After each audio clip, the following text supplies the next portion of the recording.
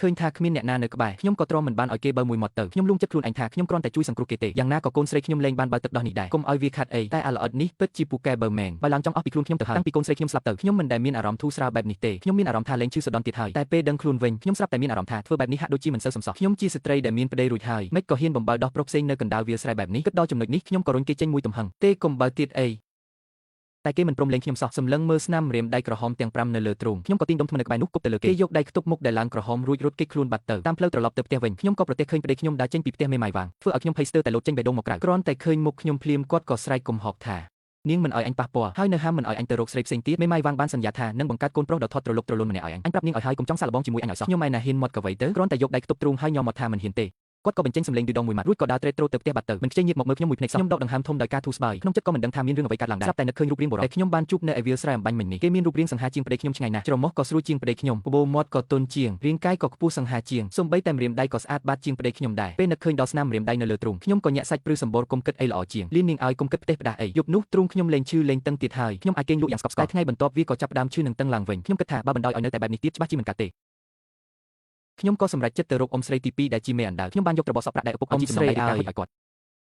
ជួយរកការងារជាមេដោះបំបើកូនឲ្យខ្ញុំមួយផងខ្ញុំពិតជាឈឺទ្រូងខ្លាំងណាស់ទ្រាំលេងបានហើយអ៊ំស្រីតែងតែដើររកអ្នកបម្រើឲ្យកូនខ្ញុំនិយាយបែបនេះគាត់ក៏សម្លឹងមើលខ្ញុំពីលើដល់ក្រោមនាងឯងនេះរូបរាងក៏ស្អាតបាតអាយុក៏នៅក្មេងកូនទើបតែបាត់បង់បានមួយខែទៀតពិតជាស័ក្តិសមណាស់គ្រាន់តែខ្លាចក្រែងឪពុកម្ដាយក្មេកនឹងខ្ញុំក៏ជូតទឹកភ្នែកបន្តិចរួចតបថាពួកគេស្អប់ខ្ញុំដែលមិនអាចបង្កើតកូនប្រុសបានហើយតែមានប្រាក់គ្រប់គ្រាន់ពួកគេច្បាស់ជាយល់ព្រមដោយមិនស្ទាក់ស្ទើរឡើយអ៊ំស្រីងក់ក្បាលយល់ព្រមហើយទេដៃខ្ញុំធ្នមទុកចិត្តលើអ៊ំចុះក្មួយរឿងនេះទុកឲ្យអ៊ំជាអ្នកចាត់ចែងបានប៉ុន្មានថ្ងៃផងអ៊ំស្រីក៏រកបានការងារដ៏ល្អមួយឲ្យខ្ញុំគាត់ថែមទាំងមកដល់ផ្ទះខ្ញុំផ្ទាល់ទៀតផងលោកជំទាវនៃវិមានសេនាបតីគាត់មានកូននៅពេលឥឡូវទើបតែសម្រាលបានកូនប្រុសទី2គាត់ផ្ដាំយ៉ាងច្បាស់ថាចង់បានមេដោះដែលមានប្រវត្តិស្អាតបាតនិងមានសុខភាពល្អប្របូរ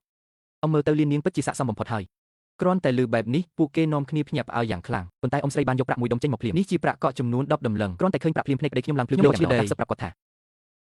ាតើអ្នកមិនចង់ឲ្យមេម៉ាយវាងបង្កើតកូនប្រុសឲ្យអ្នកទេបើមានប្រាក់10ដំឡឹងនេះហើយនាងច្បាស់ជាយល់ព្រមមិនខានទេខ្ញុំមិនអាចបង្កើតកូនប្រុសឲ្យអ្នកបានក៏មិនអីដែរឲ្យតែមានអ្នកផ្សេងអាចបង្កើតកូនប្រុសឲ្យអ្នកបានមកមើលមុខខ្ញុំបន្តិចរួចក៏សម្លឹងមើលប្រាក់10ដំឡឹងនោះទៀតធ្វើមុខរំភើបចង់ស្រក់ទឹកភ្នែកហើយហៅលៀននាងអ្នកមិនបាច់និយាយអ្វីច្រើនទេប្តីប្រពន្ធយើងមានទំហំចិត្តស្រឡាញ់គ្នាជ្រាលជ្រៅណាស់បើសិនជាមិនមែនដើម្បីជួយសម្រួលជីវភាពគ្រួសារទេខ្ញុំក៏មិនព្រមចាក់ចេញពីអ្នកនឹងគ្រួសារមួយនេះដែរ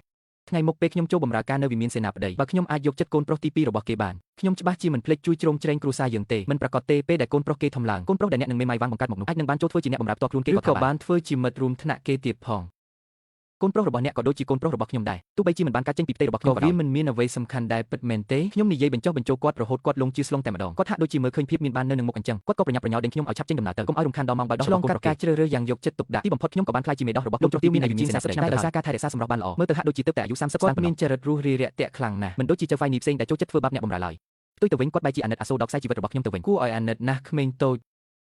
នៅក្មេងសោះត្រូវចេញមកធ្វើជាមេដោះគេទៅហើយមេផ្ទះគុំធ្វើបាបនាងឲ្យសោះណាចាស់លោកជំទាវគាត់មិនត្រឹមតែឲ្យខោអាវនឹងរឿងឲ្យគេស្ងរសុពើកម្លាំងឲ្យខ្ញុំរាល់ថ្ងៃទៀតផងត្រឹមតែជាងកន្លះខែសោះខ្ញុំក៏ប្រែជាថត់ត្រលុកត្រលន់នឹងស្នេហ៍ពីនេះខ្ញុំហូបឆ្ងាញ់ក៏លេងតឹងលេងឈឺទៀតខ្ញុំសឹងតែមិនចង់ត្រឡប់ទៅផ្ទះវិញសោះគ្រាន់តែជួនកាលក៏នឹកឃើញដល់កូនស្រីបានសន្តិភាពត្រូវស្លាប់ចោលដល់ពេលណាក៏នៅតែស្រក់ទឹកភ្នែកដោយការឈឺចាប់តែរាល់ថ្ងៃខ្ញុំគ្រាន់តែរស់នៅក្នុងទីធ្លារបស់កូនប្រុសទី2អាចនិយាយលេងជាមួយខ្ញុំបានដែរមនុស្សនៅក្នុងវិមាននេះខ្ញុំធ្លាប់ជួបលោកសេនាបតីតែម្ដងគត់នៅថ្ងៃចូលចំណែកលោកជំទាវគឺគាត់តែងតែមកមើលកូនប្រុសគាត់ជារៀងរាល់ថ្ងៃក្រៅពីនឹងខ្ញុំក៏មិនដែលបានជួបអ្នកណាផ្សេងទៀតដែរថ្ងៃមួយពេលដែលខ្ញុំកំពុងតែបំបើដោះកូនប្រុសគាត់ដូចសពមួយដងស្រាប់តែមានស្រមោលដ៏ខ្ពស់ធំមួយបានលេចឡើងនោះគឺជាបុរសម្នាក់ដែលមានអាយុប្រហែល20ឆ្នាំគេស្លៀកពាក់ឈុតពណ៌ខ្មៅមានចិញ្ចើមតាមណៃខុសប្លែកពីមនុស្សធម្មតាតែទម្រង់មុខរបស់គេមិនមែនមើលទៅដូចជាអ្នកចម្បាំងធម្មតាទេខ្ញុំក៏គាំងស្ងៀមមួយសន្ទុះពេលដែលកែវភ្នែករបស់ខ្ញុំសម្លឹងទៅតាមកែវភ្នែករបស់គេកំពុងតែសម្លឹងចំអោដែលបើកចំហនៅត្រង់ក៏ស្រែកលាន់មាត់ឡើងភ្លាមហើយប្រញាប់ងាកខ្នងចេញយ៉ាងលឿនម៉ែដោះនៅក្នុងទីធ្លាក៏ប្រញាប់និយាយឡើងថាគឺលោកម្ចាស់ធំត្រឡប់មកវិញហើយនេះគឺជាមេដោះរបស់លោកម្ចាស់តូចនាងកំពុងតែបំបើដោះលោកម្ចាស់តូចលោកម្ចាស់ធំឈរនៅស្ងៀមត្រង់នោះក្រសែភ្នែកមិនញើតសោះបែរជាសម្លឹងចំមករាងកាយរបស់ខ្ញុំទៅវិញមេដោះ